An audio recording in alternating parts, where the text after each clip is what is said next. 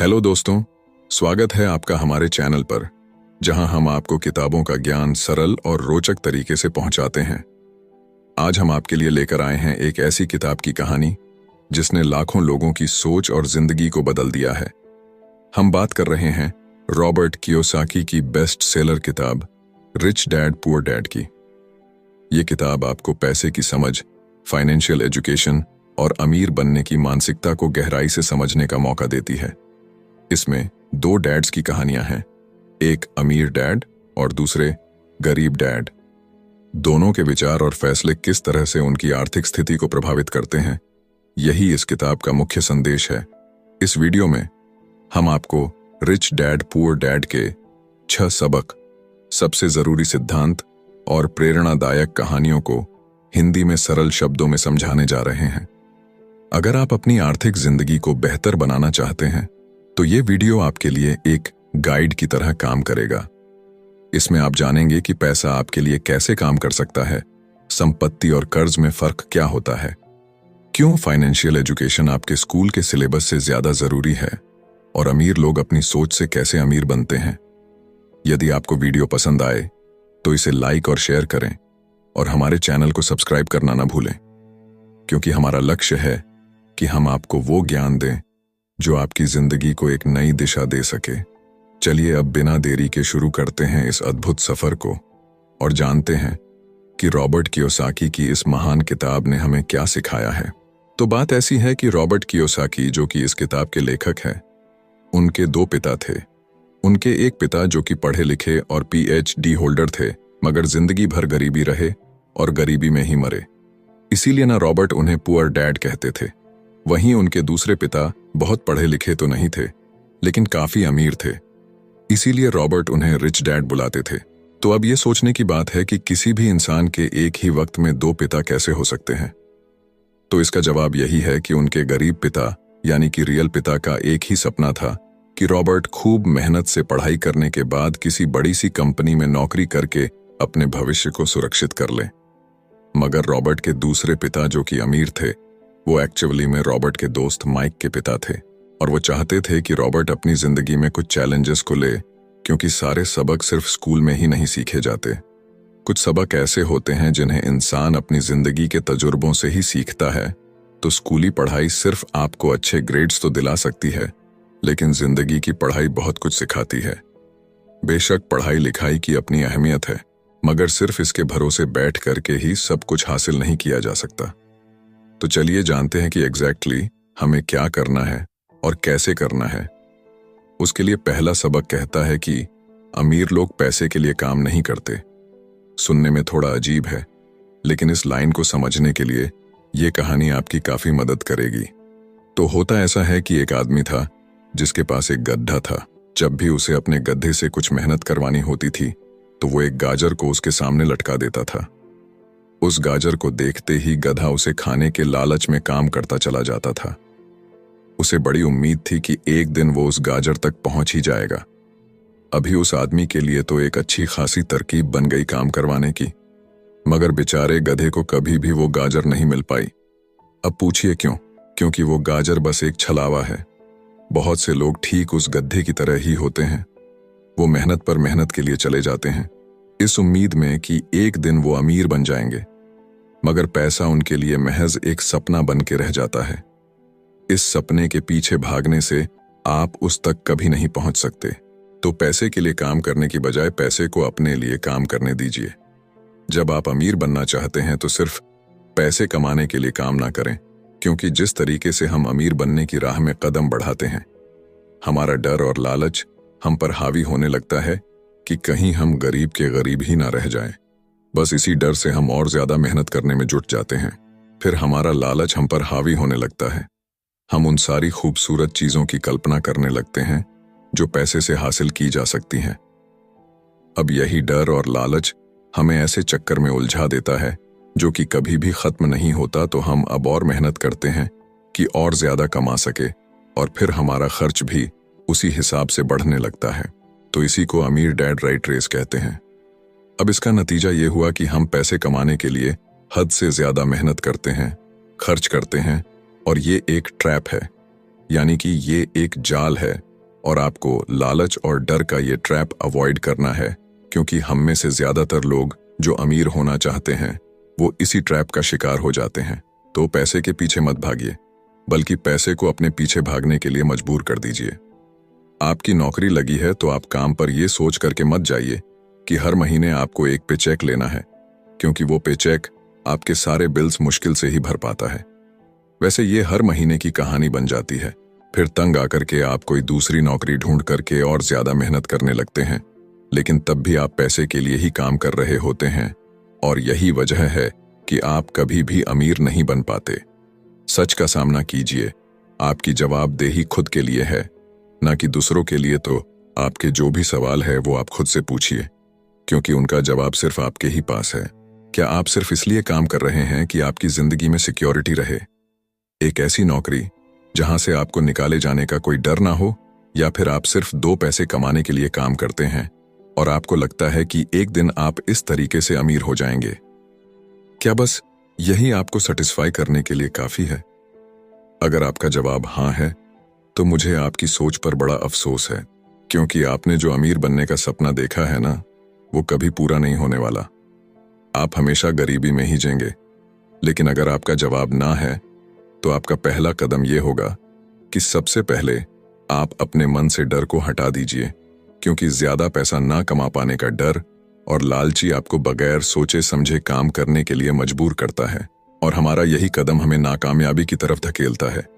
बेशक हम सबके अंदर डर और चाहत की भावना होती है, और ये नेचुरल है, लेकिन उन्हें खुद पर इतना हावी ना होने दीजिए कि हम उनके बस में होकर के उलटे सीधे फैसले लेने लग जाएं। बेहतर होगा कि हम जो भी करें पहले उसके बारे में खूब सोच लें। हमेशा दिल से नहीं बल्कि दिमाग से काम लें। हर सुबह अपने आप से पूछिए कि क्या आप उतना कर पा रहे हैं जितना कि आपको करना चाहिए। क्या आप अपनी पोटेंशियल का पूरा इस्तेमाल कर पा रहे हैं? आम लोगों की तरह सोचना छोड़ दीजिए, जो काम सिर्फ और सिर्फ पैसे के लिए करते हैं। ये सोचना छोड़ दीजिए कि मेरा बॉस कम पैसे देता है, मुझे ज्यादा मिलना चाहिए, मैं ना इससे ज्यादा कमा सकता हूं। एक बात याद रखिए, आपकी परेशानियों के लिए सिर्फ आप जिम्मेदार हैं, कोई और नहीं। बॉस अगर आपकी सैलरी को नहीं बढ़ा रहा है तो उसे इल्जाम मत दीजिए। जब आप खुद की प्रॉब्लम्स की जिम्मेदारी लेते हैं तो सिर्फ आप ही उसका हल निकाल सकते हैं।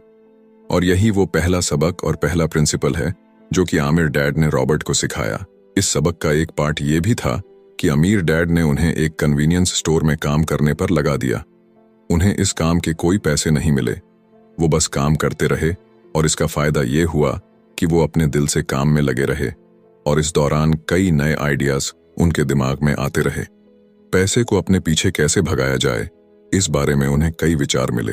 उन्होंने देखा कि उस स्टोर की क्लर्क कॉमिक्स बुक के फ्रंट पेज को 2 हिस्सों में फाड़ देती थी। आधा हिस्सा वो रख लेती और आधा हिस्सा फेंक देती थी, तो देर शाम में स्टोर में एक डिस्ट्रीब्यूटर आया करता था। वो कॉमिक्स बुक्स के ऊपरी आधे हिस्से को क्रेडिट के लिए लेता, पर बदले में नई कॉमिक्स बुक्स दे जाया करता। तो एक दिन उन्होंने उस डिस्ट्रीब्यूटर से पूछा कि क्या वो पुरानी कॉमिक्स बुक्स ले सकते हैं। वो इस शर्त पर मान गया कि वो उन कॉमिक्स को बेचेंगे नहीं।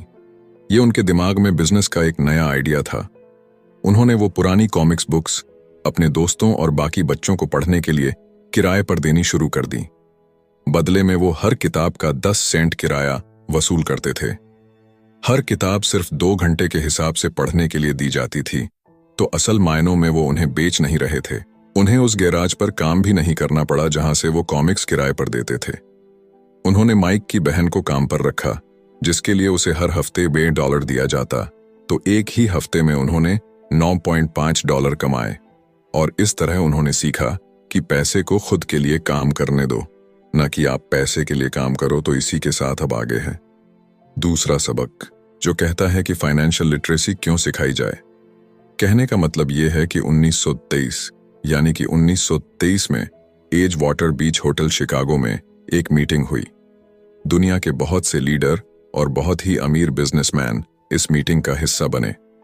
इनमें से थे एक बहुत ही बड़ी स्टील कंपनी के मालिक चार्ल्स शवाब और सैमुअल इंसुल, जो कि उस वक्त की लार्जेस्ट यूटिलिटी प्रेसिडेंट थे, और बाकी कई और भी बड़े बिजनेसमैन। तो इस मीटिंग के 25 साल बाद इनमें से कई लोग गरीबी से मरे, कुछ ने खुदकुशी कर ली, और भी कईयों ने तो अपना दिमागी संतुलन तक खो दिया था। तो असल बात यह है कि लोग पैसे कमाने में इतने मशगूल हो जाते हैं कि वो ये खास बात सीखना भूल जाते हैं कि पैसे को रखा कैसा जाए। आप चाहे जितना मर्जी पैसा कमा लें, उसे बनाए रखना असली बात है।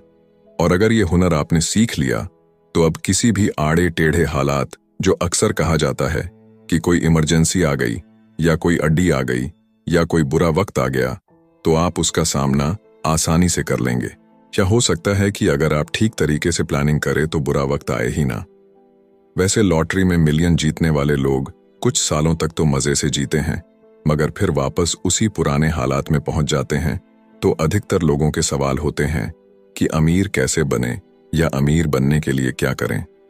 इन सवालों के जवाब से अधिकतर लोगों को निराशा ही होती है, मगर इसका सही जवाब होगा कि पहले आप फाइनेंशियल लिटरेट बनना सीखें।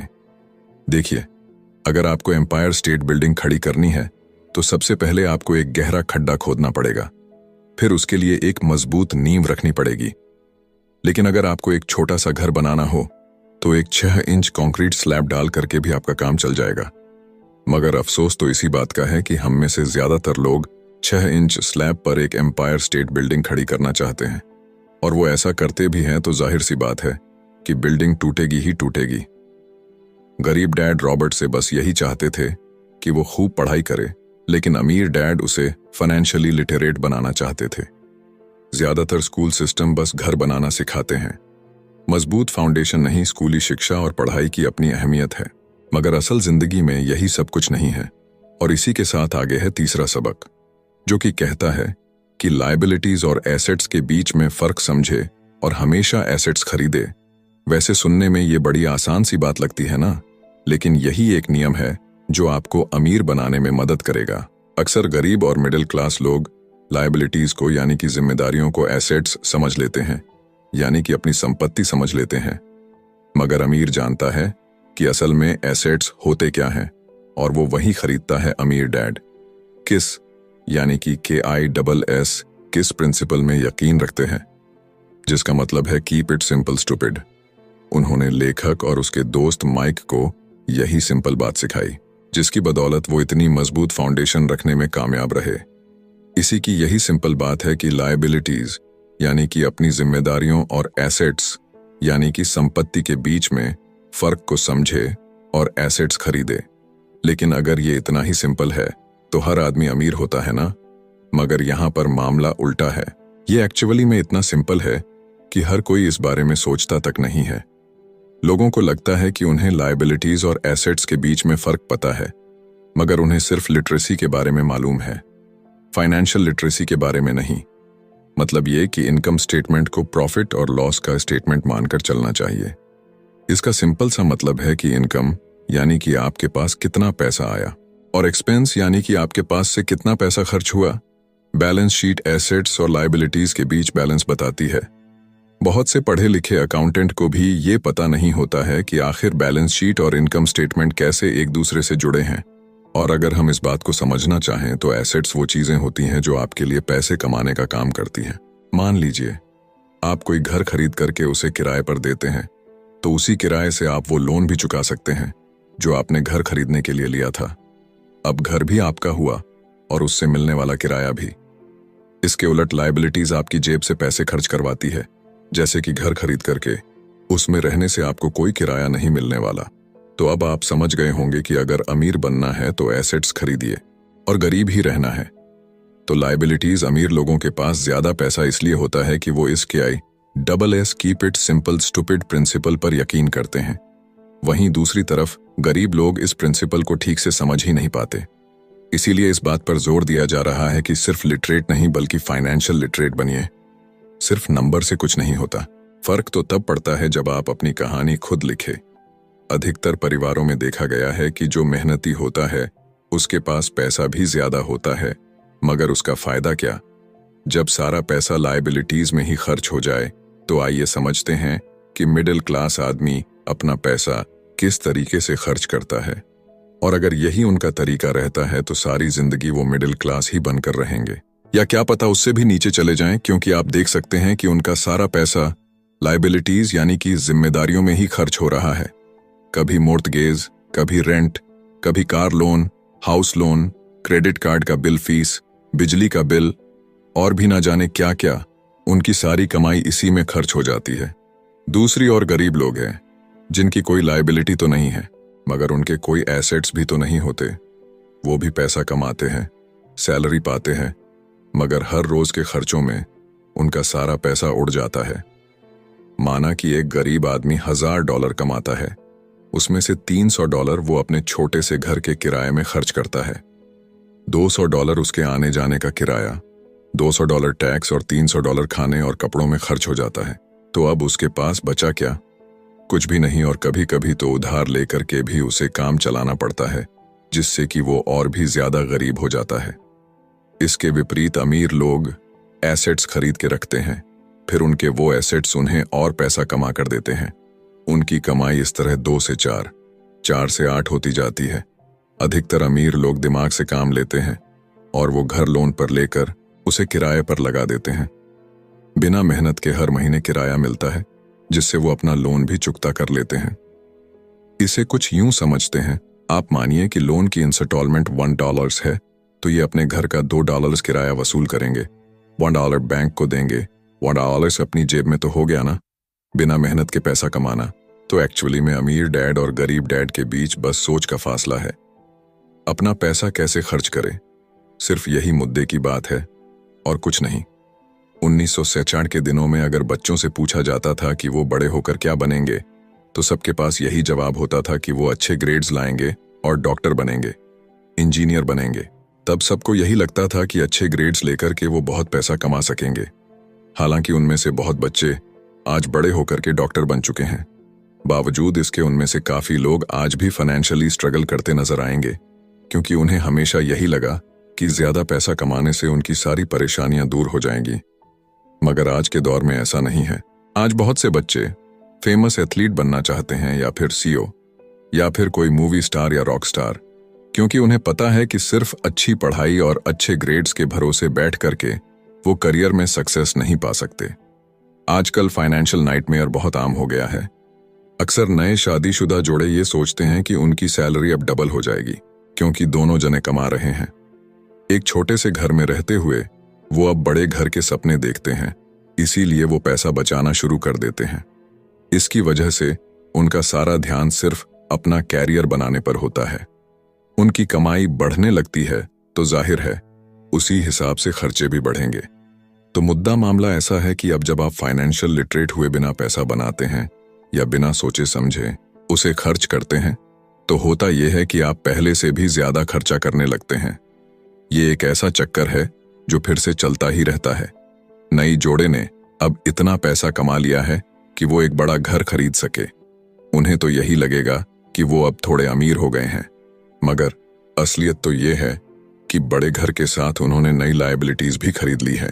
उनके कैश फ्लो में अब प्रॉपर्टी टैक्स का खर्च बढ़ गया है। अब उन्हें एक नई गाड़ी भी चाहिए, फर्नीचर भी चाहिए, सब कुछ नया।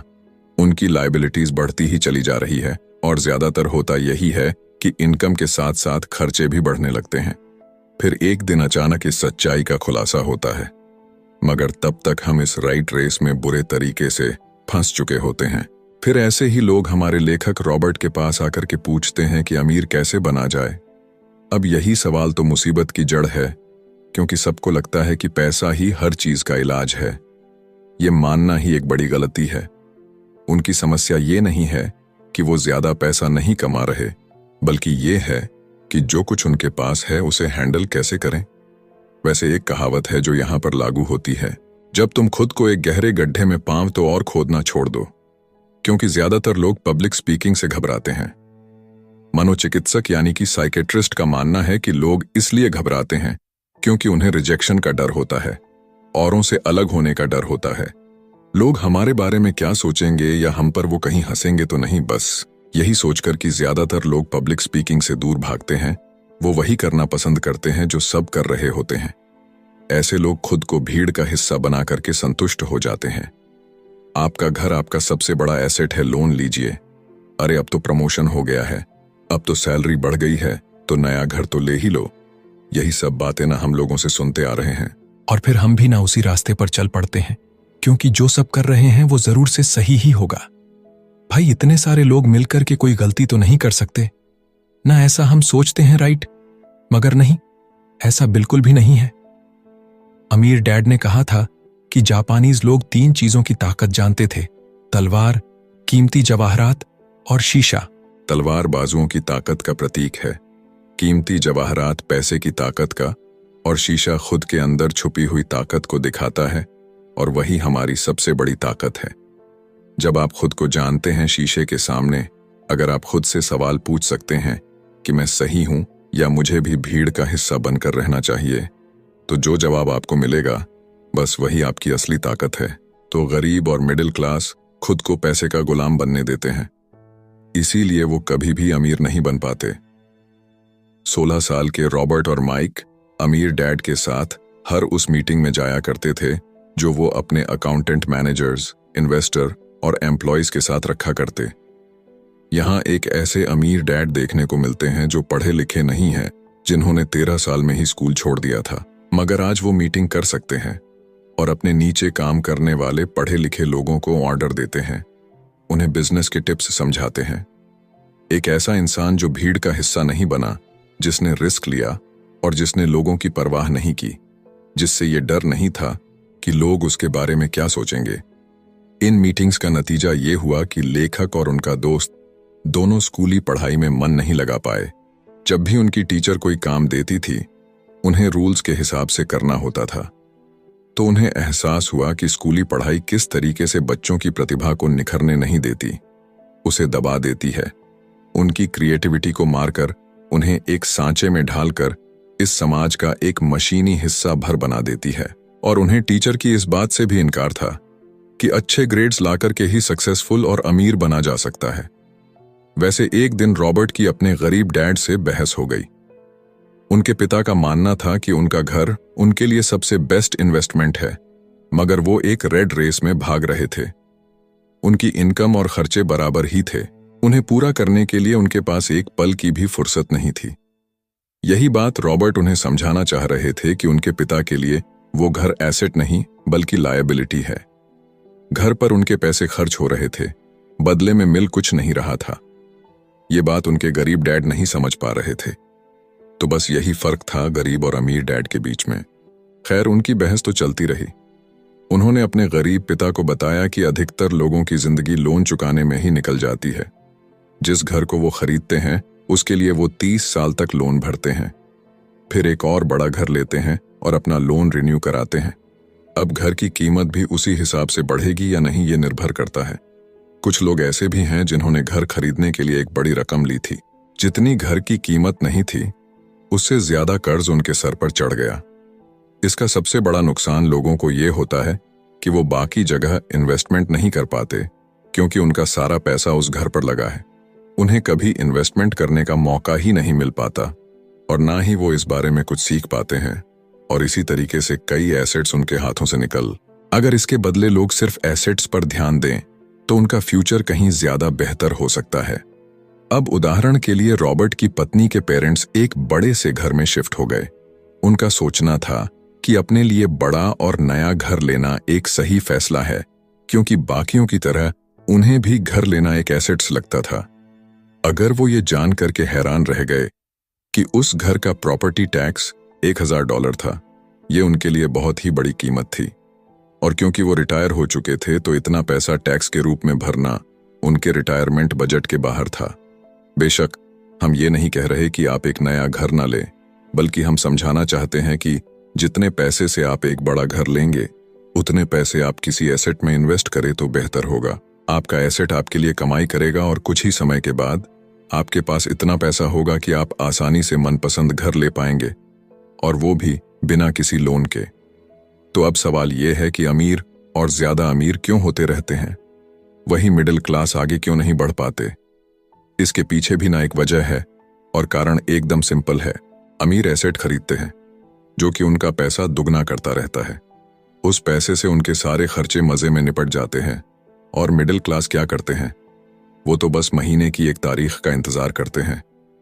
जब उनकी सैलरी आई तो सारी की सारी सैलरी तो खर्चों को पूरा करने में खत्म हो जाती है, तो इन्वेस्टमेंट कहाँ से होगा?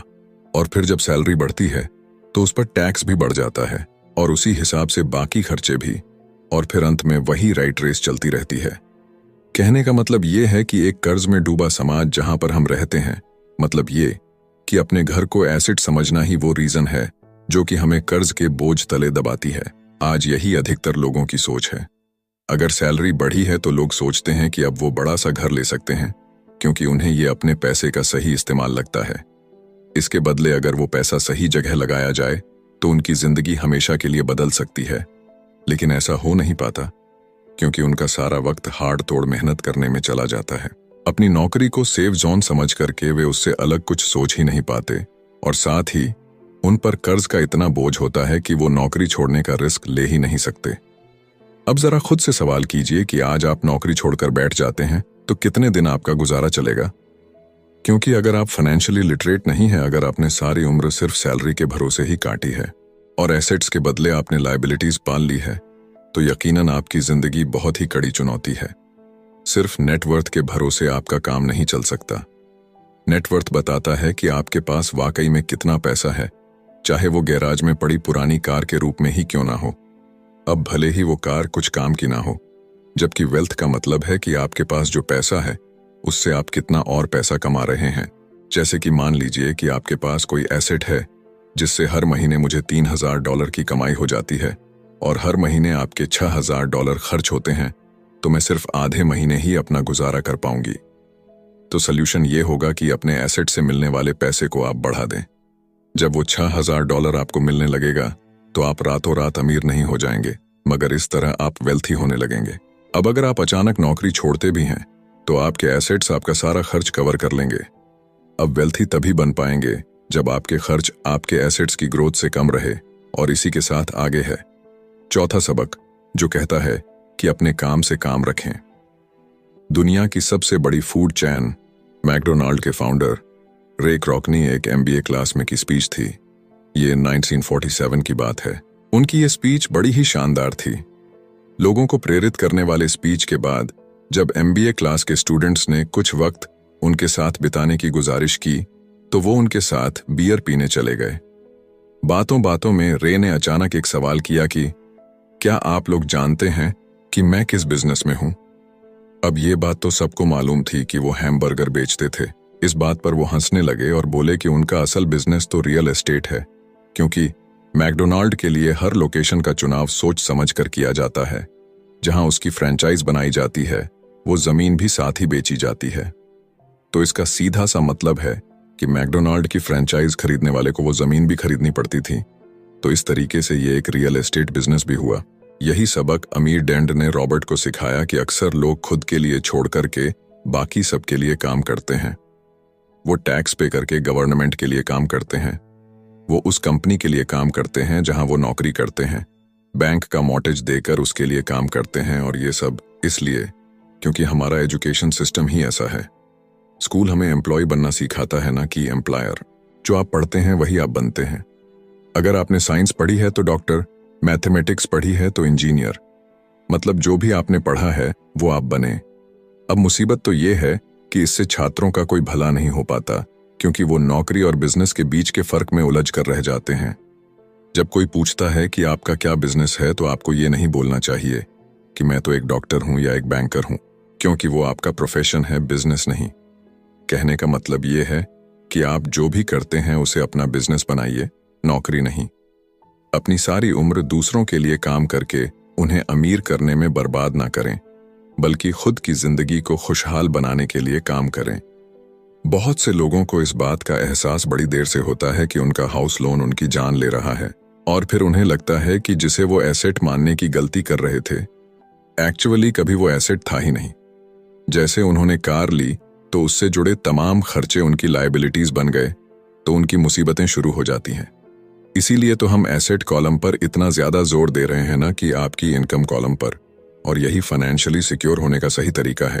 आप कितने अमीर हैं ये जानने का सही तरीका नेटवर्थ इसलिए नहीं है, क्योंकि जब भी आप अपने एसेट बेचते हैं तो उन पर भी टैक्स लगता है। आपको उतना पैसा नहीं मिलता जितना कि आप सोचते हैं। आपके बैलेंस शीट के हिसाब से आपको जितना भी पैसा मिलेगा उस पर भी आपको टैक्स देना पड़ेगा। ये किताब आपको कभी ये सलाह नहीं देगी कि आप अपनी नौकरी छोड़ें। आप अपनी नौकरी करते रहिए और साथ ही एसेट्स भी खरीदते रहिए। और एसेट्स से मेरा मतलब है सही और असली मायने में एसेट्स। मैं ये नहीं कहूंगी कि आप कोई कार्ड लीजिए, क्योंकि वो मेरी नज़र में असेट्स यानी कि संपत्ति नहीं है, क्योंकि जैसे ही आप उसे चलाना शुरू करते हैं वो अपनी कीमत का 25% खो देती है। अब किस तरह के एसेट्स खरीदे जाने चाहिए, यहां हम आपको कुछ उदाहरण देते हैं। ऐसा बिजनेस जहां आपकी मौजूदगी जरूरी ना हो, जो दूसरे लोग आपके लिए चलाएं, क्योंकि आप वहां पर ज्यादा वक्त देंगे तो वो बिजनेस नहीं, नौकरी होगी। दूसरा है रियल एस्टेट पे पैसा लगाएं। तीसरा है स्टॉक और बांड खरीदे। तो जब एसेट खरीदे तो अपनी पसंद की चीजों पर पैसा लगाएं, क्योंकि आपका मन होगा तभी आप उस पर ध्यान दे पाएंगे। अगर उसमें आपकी रुचि होगी तो आप उसे बेहतर समझ पाएंगे।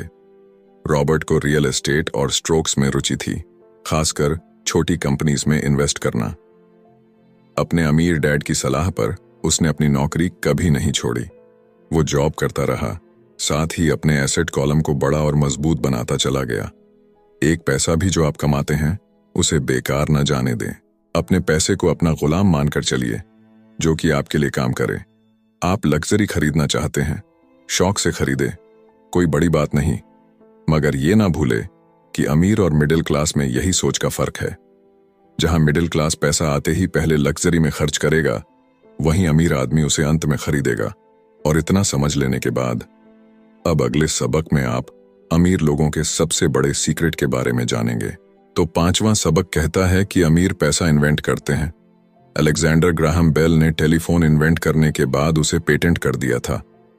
इनका बिजनेस बढ़ा और संभालने में मुश्किल होने लगी तो वो वेस्टर्न यूनियन गए और उन्हें अपना पेटेंट और छोटी सी कंपनी $1 लाख में बेचने की पेशकश की।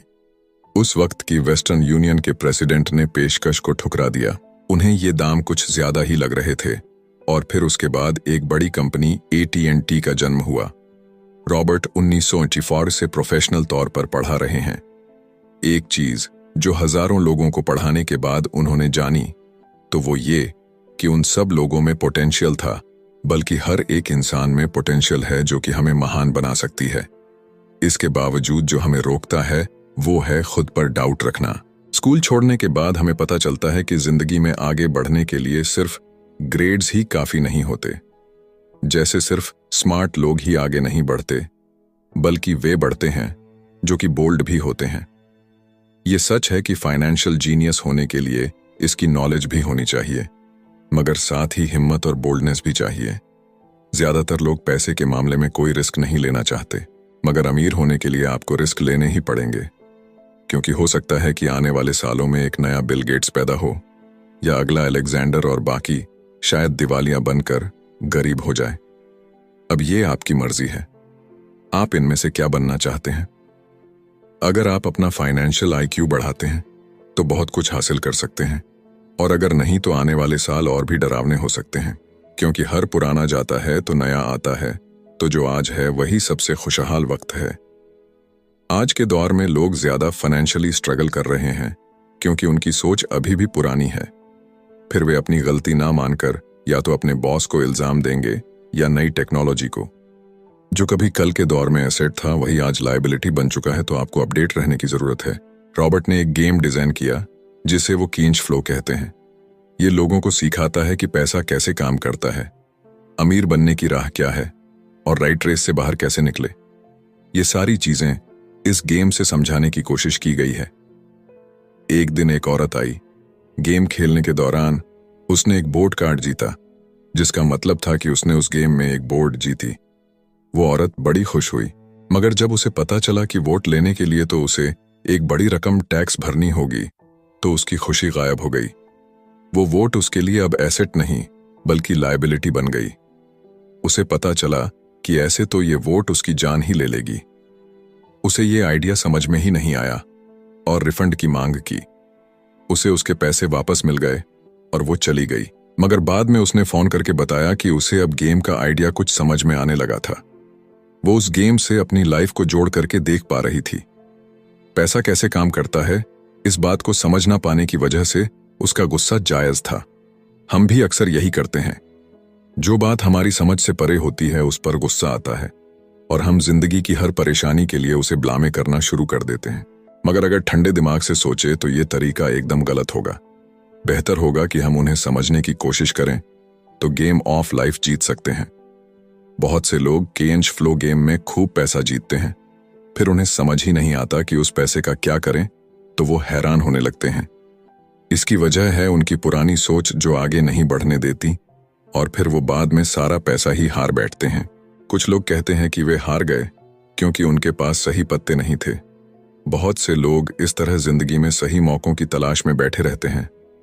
कुछ लोग तो सही मौका मिलता भी है तो उसका फायदा नहीं उठा पाते क्योंकि वो कहेंगे कि उनके पास पैसा ही नहीं था। अब कुछ ऐसे भी होते हैं जिन्हें पैसा और मौका दोनों मिले, फिर भी वो कुछ हासिल नहीं कर पाए क्योंकि एक्चुअली में वो समझ ही नहीं पाए कि ये एक अपॉर्चुनिटी है। फाइनेंशियल इंटेलिजेंस का मतलब है कि आप पैसे को लेकर कितने क्रिएटिव हो सकते हैं।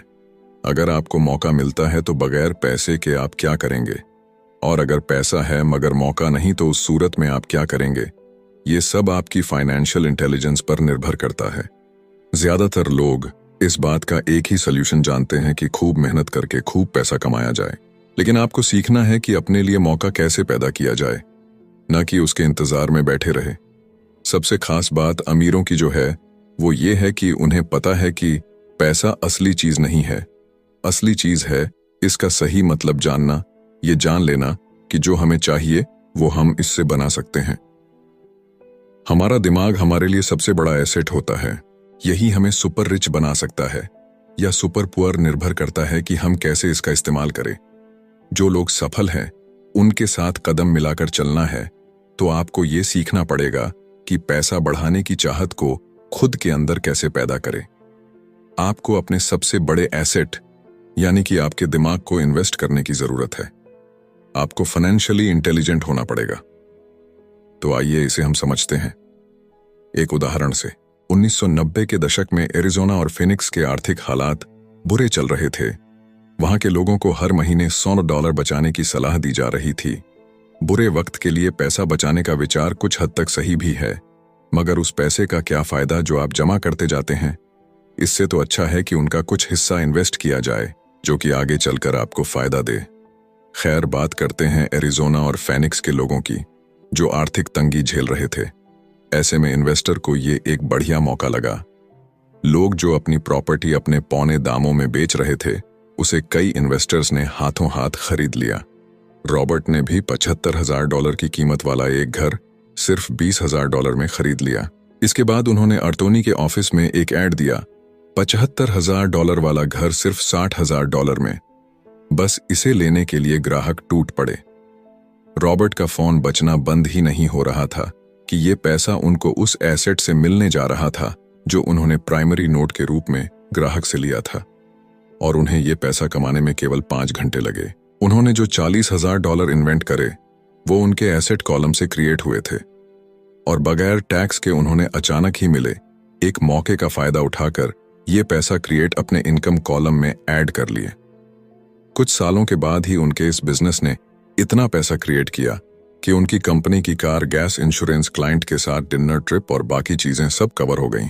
जब तक गवर्नमेंट उन खर्चों पर टैक्स लगाती, इनमें से ज्यादातर चीजें प्री टैक्स एक्सपेंसेस में खर्च हो चुकी थीं। कुछ सालों के बाद ही जो घर $60,000 में बिका था अब वो $1,10,000 का था। अभी भी उनके पास कुछ मौके थे, मगर वो इतने कम थे कि उनके लिए रॉबर्ट को एक वैल्यूएबल एसेट लगाना पड़ता, और अपना वक्त भी तो वो आगे बढ़ गए। उन्हें अब नए मौकों की तलाश करनी थी। अब आप एक सवाल खुद से कीजिए, मेहनत करना भी बहुत मेहनत का काम है। 50% टैक्स भरिए और बाकी बचाइए। अब वो सेविंग्स आपको 5% इंटरेस्ट देगी, और फिर उस पर भी आप और टैक्स भरे। इससे तो अच्छा होगा कि आप अपना पैसा और टाइम अपने सबसे पावरफुल एसेट यानी कि अपने दिमाग पर इन्वेस्ट करें और फाइनेंशियली इंटेलिजेंट बने। ये दुनिया कभी भी एक सी नहीं रहती, जो आज या कल नहीं होगा। कभी मंदी तो कभी तेजी का दौर चलता रहेगा। वक्त के साथ टेक्नोलॉजी और भी बेहतर होती जाएगी। आज मार्केट ऊपर है तो कल नीचे होगा। खासकर स्टॉक मार्केट तो हर रोज बदलता है, मगर इससे आपको क्या फर्क पड़ेगा? अगर आप फाइनेंशियली इंटेलिजेंट है तो क्योंकि आप तो हर हालात के लिए तैयार रहेंगे। आपको जिंदगी में बेशुमार मौके मिलेंगे जहां पर आप अपनी फाइनेंशियल इंटेलिजेंट का फायदा उठा सकते हैं। जरूरत है तो बस उन मौकों को लपकने की। अमूमन हम दो तरह के इन्वेस्टर देख सकते हैं। पहले वो जो पैकेज इन्वेस्टमेंट खरीदते हैं, और ये काफी आसान और बगैर झंझट का काम है। दूसरे इन्वेस्टर अपने लिए खुद ही इन्वेस्टमेंट क्रिएट करते हैं। इनको आप प्रोफेशनल भी कह सकते हैं। जितना ये इन्वेस्ट करते हैं उससे कई गुना ज्यादा पैसा बना लेते हैं। अब अगर आप इस तरह के इन्वेस्टर बनना चाहते हैं तो आपको खास तौर पर इन 3 स्किल्स को समझने की जरूरत है। पहली, ऐसी अपॉर्चुनिटी ढूंढिए जो कि बाकी ना ढूंढ सके। याद रहे कि आपका दिमाग वो देख सकता है जो बाकियों की आंखें भी नहीं देख पाए। दूसरा है, पैसा बढ़ाइए। जब पैसे की जरूरत पड़े तो मिडिल क्लास केवल बैंक जाता है, मगर दूसरे टाइप के इन्वेस्टर पैसा बढ़ाकर के कैपिटल रेस करते हैं। उन्हें हमेशा बैंक की जरूरत नहीं पड़ती। और आगे ये तीसरा, स्मार्ट लोगों को ऑर्गेनाइज कीजिए। इंटेलिजेंट लोग वो होते हैं जो अपने से ज्यादा स्मार्ट लोगों के साथ मिलकर के काम करते हैं। इसीलिए इन्वेस्ट करने से पहले अपने इन्वेस्टमेंट एडवाइजर को चुनें। मुझे मालूम है कि ये सब आपके लिए कुछ ज्यादा है, मगर इसके रिवॉर्ड्स तो बड़े ही शानदार हैं। जिंदगी में रिस्क बहुत है, लेकिन उन्हें हैंडल करना सीख करके ही आप अमीर बन पाएंगे। और इसी के साथ आगे है छठवां सबक, सीखने के लिए काम करे, पैसे के लिए नहीं। तो बात ऐसी है कि एक बार एक जर्नलिस्ट ने रॉबर्ट का इंटरव्यू लिया था। रॉबर्ट उसके आर्टिकल पहले भी पढ़ चुके थे और उस जर्नलिस्ट के लिखने के स्टाइल से बहुत ही प्रभावित थे। इंटरव्यू जब पूरा हुआ तो उस जर्नलिस्ट ने रॉबर्ट को बताया कि वो एक मशहूर लेखिका बनकर उनकी ही तरह एक दिन फेमस होना चाहती है। तो रॉबर्ट ने उनसे पूछा, तो ऐसा क्या है जो उन्हें मशहूर होने से रोक रहा है? इस सवाल के जवाब में उस जर्नलिस्ट ने कहा, उनकी जॉब आगे नहीं बढ़ पा रही है। इस पर रॉबर्ट ने सुझाव दिया कि उस जर्नलिस्ट को कोई सेल्स क्लास ज्वाइन कर लेनी चाहिए। जर्नलिस्ट ने बताया कि उनकी एक दोस्त उन्हें पहले ही ये ऑफर दे चुकी है, मगर उन्हें ये छोटा काम लगता है। वो ये भूल गई थी कि रॉबर्ट खुद कभी सेल्स स्कूल जा चुके थे। तो इस बात का पॉइंट ये है कि अगर आपके पास कोई टैलेंट है जिसके दम पर आप कुछ पैसा कमाना चाहते हैं, तो आपका टैलेंट काफी नहीं होगा, क्योंकि उस टैलेंट को कैसे भुनाया जाए जब तक आप ये बात नहीं जानते, आपका टैलेंट यूं ही बेकार है। जब तक आप उसे लोगों के सामने पेश करने का हुनर नहीं सीख जाते, आप कुछ नहीं कमा सकते। तो बेचने की कला सीखने में कोई शर्म की बात नहीं है। किसी भी सेल्समैन को इसके लिए शर्मिंदा नहीं होना चाहिए। एक तो सबसे बड़ा फर्क अमीर डैड और गरीब डैड के बीच में था, वो ये है कि गरीब डैड हमेशा नौकरी की चिंता करते थे कि जॉब हमेशा सिक्योर रहे, क्योंकि एक सेफ जॉब ही उनके लिए सब कुछ थी, जबकि अमीर डैड हमेशा सिर्फ और सिर्फ कुछ सीखने पर जोर देते थे। अमीर बनने के लिए आपको बहुत कुछ सीखना पड़ेगा। इसके अलग पहलू को देखे तो स्कूल हमें रिवॉर्ड करते हैं किसी एक ही खास चीज में महारत के लिए। इसका एक उदाहरण देखिए, जब डॉक्टर मास्टर की डिग्री लेते हैं तो उसके बाद किसी एक स्पेशल फील्ड में डॉक्टरेट करते हैं, जैसे कि पीडियाट्रिक या कुछ और, मतलब एक छोटे से विषय पर उन्हें बहुत पढ़ना पड़ता है उस फील्ड में महारत के लिए, और यही उनका रिवॉर्ड होता है। ऐसे ही बहुत कुछ जानने के लिए जो थोड़ा बहुत आप सीखते हैं, वो नॉलेज तभी आएगी जब आप अलग अलग कंपनीज के लिए काम करेंगे, दुनिया की अलग अलग चीजों को जाएंगे, चीजें कैसे काम करती है, ये सभी बातें अनुभव करेंगे, तभी आपकी नॉलेज बढ़ेगी। शायद यही वजह थी कि अमीर डैड छोटे रॉबर्ट और माइक को अपने साथ लेकर जाते थे जब वे अपने डॉक्टर, अकाउंटेंट्स, लॉयर या किसी प्रोफेशनल से मिलने जाते। जब रॉबर्ट ने मैरिन कॉर्प्स ज्वाइन करने के लिए अपनी हाई पेइंग जॉब छोड़ी, तो उसके गरीब मगर पढ़े लिखे पिता समझ नहीं पा रहे थे कि रॉबर्ट ने ऐसी शानदार नौकरी क्यों छोड़ी। वे गलत तरह से इस फैसले से सख्त निराश हुए। रॉबर्ट ने उन्हें समझाने की हर मुमकिन कोशिश की कि उनका ऐसा करना क्यों जरूरी था, मगर उन्हें तो ये बात हजम ही नहीं हो रही थी। रॉबर्ट ने उन्हें कहा कि वो सीखना चाहते हैं कि खुले आसमान में कैसे उड़े। उन्हें जानना था कि वर्कर्स की टीम को कैसे हैंडल किया जाए। किसी भी कंपनी को अपने बलबूते पर चलाना कितना मुश्किल काम है। रॉबर्ट ये सब सीखना चाहते थे। वियतनाम से लौटने के बाद रॉबर्ट ने अपनी जॉब से रिजाइन कर दिया और जेरोक्स कॉर्प्स को ज्वाइन कर लिया। उन्हें यह नौकरी किसी फायदे के लिए नहीं चाहिए थी। वो इतने शर्मीले थे कि किसी को कुछ भी बेचने के ख्याल से ही उन्हें पसीना आ जाता। अपनी इसी कमी को दूर करने के लिए उन्होंने जेरोक्स के सेल्स ट्रेनिंग प्रोग्राम की शिक्षा ली। इसके बाद रॉबर्ट ने खुद अपनी कंपनी की शुरुआत की और अपना पहला शिपमेंट भेजा।